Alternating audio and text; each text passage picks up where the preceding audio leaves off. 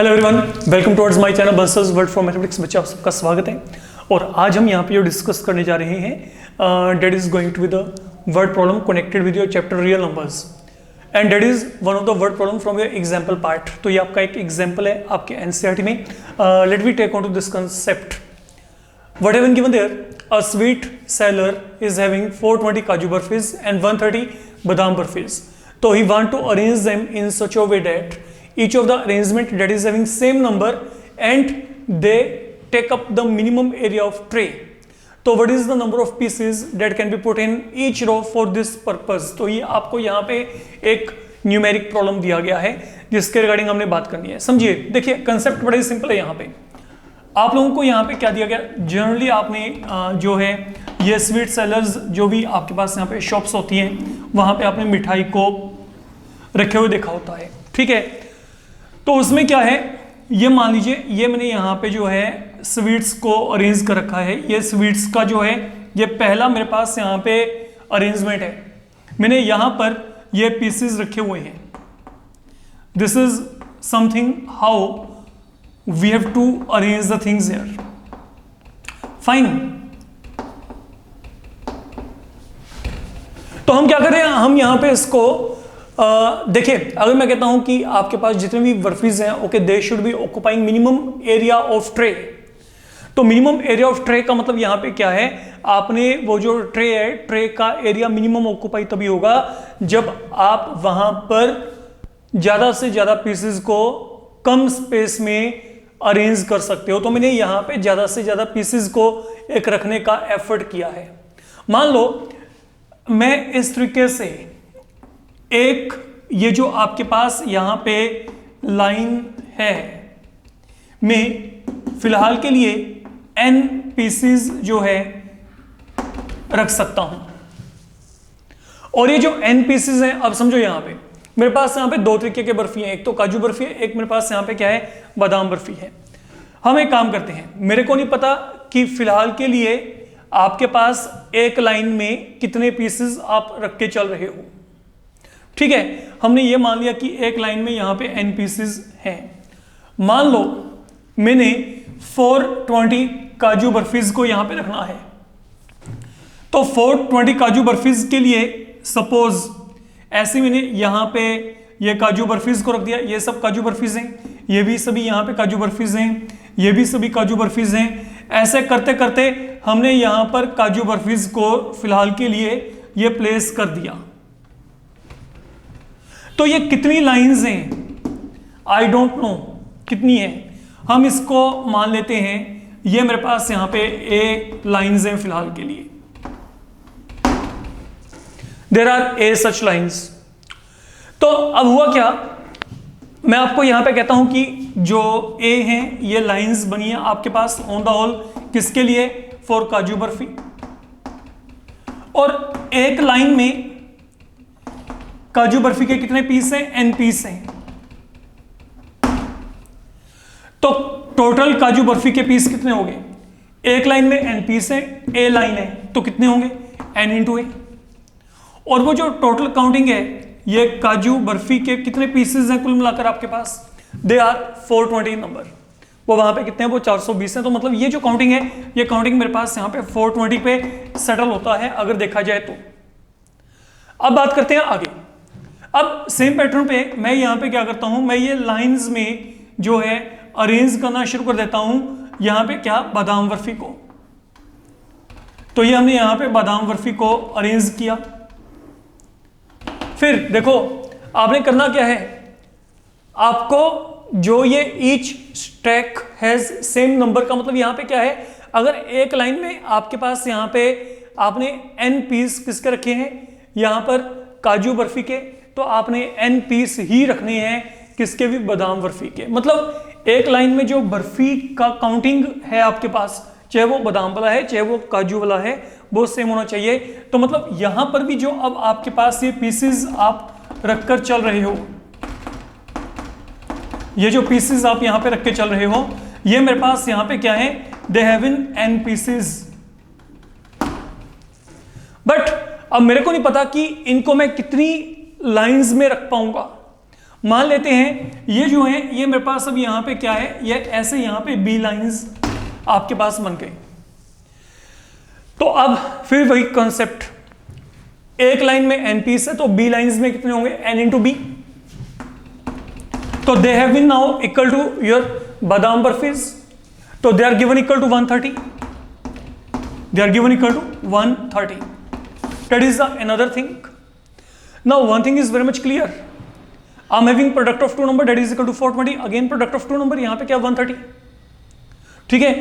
and then दोनों में यहाँ पे n क्या है, n is common one.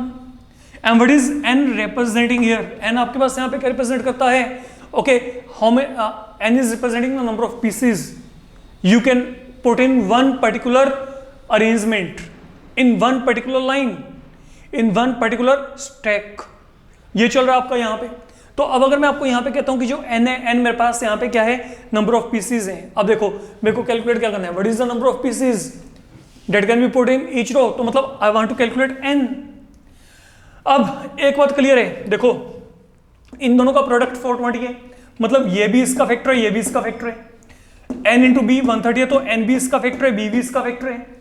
अब क्योंकि n दोनों जगह पे कॉमन हो गया तो ये मेरे पास यहाँ पे क्या हो गया, दोनों के लिए कॉमन फैक्टर हो गया।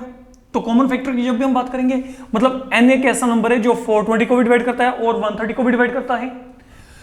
तो जब भी मैं आपको कहता हूं कि एक ऐसा नंबर जो आपके पास कोई दो नंबर्स को डिवाइड कर रहा है, तो वहां पे वो उनके लिए क्या हो गया, कॉमन फैक्टर हो गया। And in that case we are always evaluating HCF, क्योंकि HCF आपके पास क्या रिप्रेजेंट करता है, हाईएस्ट कॉमन फैक्टर, ठीक है, बड़े से बड़ा ऐसा वैल्यू जो गिवन नंबर्स को डिवाइड करता है।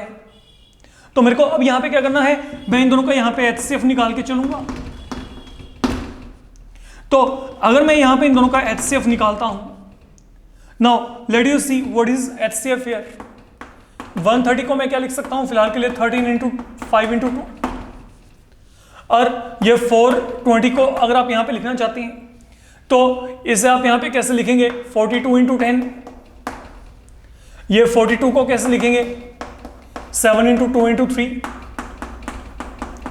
42 हो गया। देन 2 इंटू 5 यहां पे आएगा। अब आप चेक कर लीजिए यहां पे दोनों में कॉमन क्या क्या है, 5 and 2, 5 and 2। तो if I want to get HCF of 130 and 420, that will turn out to be equal to 2 into 5, that is equal to 10। तो मतलब अब आपके पास यहाँ पे क्या है, आप एक लाइन में वहां पे ज्यादा से ज्यादा क्या कर सकते हो, 10 पीसेस जो हैं बर्फी के अरेंज कर सकते हो। तो इसका मतलब यहाँ पे क्या हुआ, अब समटाइम अब यहाँ पे ये क्वेरी भी आ सकती है कि वहां पे कितनी रो बन रही है आपके पास, ठीक है, काजू बर्फी के कितने रो बनेंगे। तो अगर मैं एक में यहाँ पे 10 रख रहा हूँ, 420 काजू बर्फी है, तो यहाँ पे 42 ऐसे रो होंगे, ठीक है। सेम पैटर्न में अगर मैं यहाँ पे कहता हूं कि बादाम बर्फी, वहां पे कितने 130, अब एक रो में कितने आ रहे हैं, एक लाइन में कितने आ रहे हैं 10, तो 130 को अरेंज करने के लिए कितने आएंगे 13। तो इवन आपको ये भी कहा जाता है, ओके समझ के चलिएगा, कि आपके पास what is the number of rows you are going to get if you want to arrange as per condition given. तो नंबर ऑफ रो आपके पास कितनी आएंगी, काजू बर्फी के लिए 42 है और बादाम बर्फी के लिए क्या है 13 है, तो डेट विल बिकम 42 प्लस 13, तो डेट विल बिकम 55। तो मतलब 55 ऐसे रोज में आप अगर चाहो तो आप इनको सबके सब जो बर्फी के पीसेस हैं उनको अरेंज कर सकते हैं। वन मोर थिंग जो आप कंसेप्चुअली अपना देख सकते हो, देखिए एक सिंपल और डायरेक्ट कंसेप्ट भी है, वो आपके माइंड में अगर क्लिक करता है तो आप देखिएगा, जितने भी ये प्रॉब्लम है इनमें जनरली हम या तो एलसीएम निकालते हैं या HCF निकालते हैं, ठीक है। अगर मैं 420 और 130 का एलसीएम निकालने बैठा तो वो एलसीएम कितना आएगा, 2 इंटू 5, 13 इंटू 7 इंटू, ये देखो 2 इंटू 5 तो ये आ गया। देन जितने भी अनकॉमन है उनको उठा लो, 13 इंटू 7 इंटू 3 इंटू 2। तो कम से कम अब जो ये मेरे पास यहां पे अगर मैं एलसीएम निकालने बैठता तो एक लाइन में इतनी काउंटिंग आती बर्फी के पीसेस की, तो इतने तो बर्फी के पीसेस ही नहीं है, पहली बात तो ये हो गया, ठीक ठीक है। सेकेंडली आपको यहां पे क्या कहा गया, आपको कहा गया कि minimum area of tray occupy होना चाहिए, और मिनिमम एरिया ऑफ ट्रे तब ऑक्यूपाई होगा जब मैं ज्यादा से ज्यादा पीसेस को एकोमोडेट कर सकता हूं। तो जहां पे ये मैक्सिमम पीसेस को मेरे को एकोमोडेट करना है, ये मैक्सिमम हमेशा आपके पास HCF को पॉइंट आउट करता है। बट रिमेंबर ये कनेक्टिविटी आपको बड़े सोच के करनी पड़ेगी। मैंने आपको क्या कहा, आपको वहां पे क्या चाहिए, minimum area of tray you need to occupy. तो area of tray will be occupied minimum if you are going to arrange maximum number of pieces in one row. Then वो चाहे आपके पास क्या हो, काजू बर्फी के हो, चाहे फिर वो क्या हो, बादाम बर्फी के हो। ठीक है, maximum but same number of pieces whenever this thing is given to you, maximum but same number. Okay, तो it mean you are going to evaluate or you're going to apply concept of HCF only. So that is one of example taken from your NCERT part. Okay, तो इसमें अब जो final आपके पास यहाँ पे है, एक रो में आप यहाँ पे 10 पीसेस जो है अरेंज कर सकते हैं। सेकेंडली आप लोगों को जो यहाँ पे अभी बताया गया है, अगर आपको नंबर ऑफ रो कैलकुलेट करने पड़ते हैं, कितनी लाइंस में आप उनको अरेंज कर रहे हैं, तो वो भी आपके पास आपको कैलकुलेट करनी आनी चाहिए। अकॉर्डिंगली आप वहां पे भी जो है अपना वर्कआउट कर सकते हो।